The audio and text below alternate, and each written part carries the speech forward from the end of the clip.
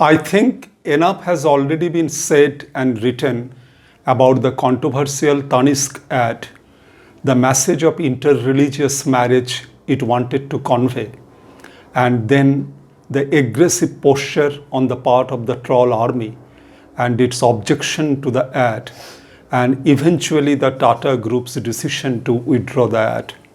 It evoked strong emotions, and as usual, on panel discussions, television channels, lot of debate took place, and some vocal liberal intelligentsia expressed their anguish over the decline of liberal secular values from the country.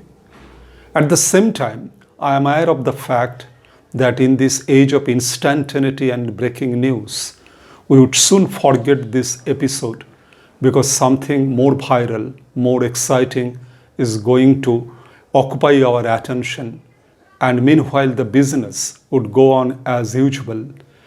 The middle class, the urban elite would continue to buy platinum and diamond jewelries from Tanishq showrooms. The politics would go on as usual. But then, if we wish to go deeper, I believe that beyond temporality and instantaneity and immediate reaction to the event, we have to ask some serious questions. It is in this context, very briefly but pointedly, I wish to make three quick observations.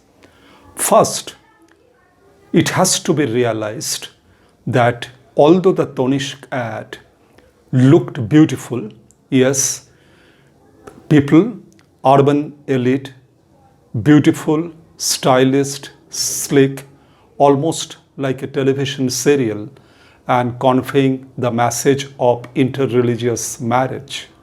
These are the people who could afford to buy silver, platinum, and diamond jewelries. Visibly urban, affluent, rich people, almost like a television serial. But then, if we go deeper, we do realize that this class, I mean the kind of people who every weekend visit to Dubai and Singapore and buy jewelries and engage in lavish wedding ceremonies, are not essentially free from the regressive ideas. Look at some of the matrimonial elite columns, and we would realize that how these regressive ideas affect our marital choices. So it is not surprising if one finds in one of these elite matrimonial columns things like this, that an IIT IIM graduate settled in Los Angeles for the marriage prefers a slim, convent-educated Punjabi Brahmin girl. In fact, the identities of caste, ethnicity, religion occupy the consciousness of even this class, and this class is also not free from these regressive ideas. In other words, many of us, barring exceptions, have not yet been able to overcome the dead weight of past and identities centered on caste, ethnicity, language, and religion. So it would be too naive to expect that the corporate elite and the urban elite would think of and imagine and strive for a kind of India which is inclusive, which is tolerant, and which believes in cross-religious conversation, marriage, and dialogue. The second point that I wish to add is that a situation of this kind makes us see and realize once again that the mind has become absolutely ghettoized in contemporary India. Yes, we know of ghettoized space. For example, being a Delhiite, I know that if I wish to get the feel of the Eid festival, I have to go to the crowded streets of Old Delhi or the noisy streets of Hazrat Nizamuddin.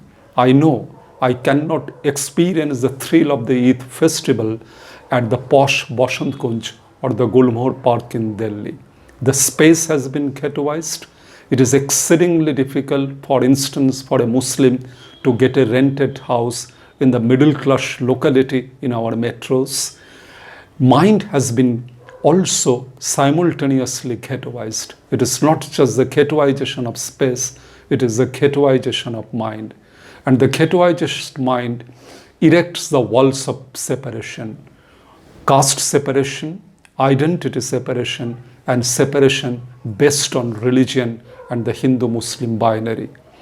The regime, the toxic politics that we see all around has not emerged in a culture of void. It has emerged at a time when, together with the ghettoized space, the ghettoized mind has corrupted our consciousness. And that, I believe, has to be realized.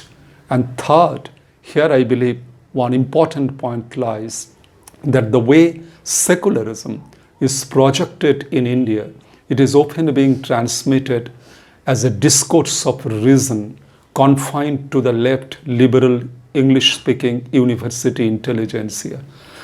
Seldom does it touch people's hearts, people's everyday behavior and people's souls. It hardly enters a Muslim locality, a Hindu household. And as a result, this secularism does not seem to have much appeal to the people. Yes, the slogan of secularism looks good in the official calendar or in the Bollywood blockbuster like Mani Ratnam's film Bombay. But as such, the discourse of secularism with its inherent elitism has not yet been able to touch people's soul and people's heart. That is also one of the reasons that why this sort of secularism has not yet been able to do much to transcend, to fight, to overcome the ghettoization of space and ghettoization of mind. It remains merely an intellectual discourse of reason. And this is where I believe that if we learn something from this lesson, instead of just immediately reacting to the ad and try to go deeper and understand the structure of Indian society and contemporary politics, then I believe we have to seriously think of the pathology that has poisoned Indian society. And it is in this context, as I would end with a plea, that we need a new language of inter-religious dialogue and conversation and a new practice. And that practice cannot be merely a secular discourse of reason, that we need to overcome all sorts of ghettoization of mind and space. And also we need not merely rational agnostics or the university liberal left intelligentsia. We need true spiritual seekers who could enable us to overcome the boundaries of organized religion and experience that beyond all levels, Hindu, Muslim, Christian, Sikh, lies essential shared humanity. Only then is it possible for a Hindu to find his heart in the mind, in the consciousness of a Muslim, and it would be possible for a Buddhist or a Sikh to engage with a living Christ. Thank you.